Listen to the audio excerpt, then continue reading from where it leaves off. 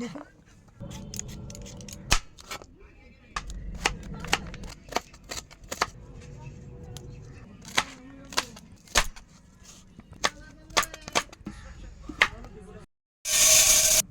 দেখুন কড়াতে তেল দিয়ে দিচ্ছি, পরিবেশ ভেজে নেব।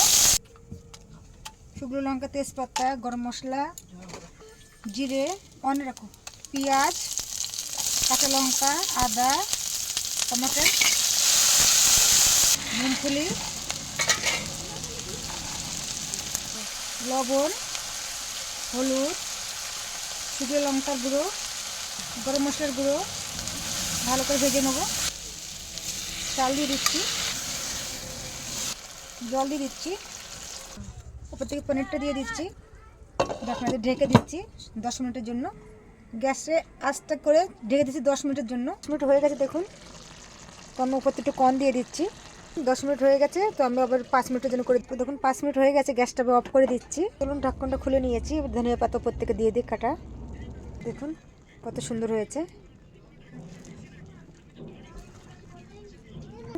তাহলে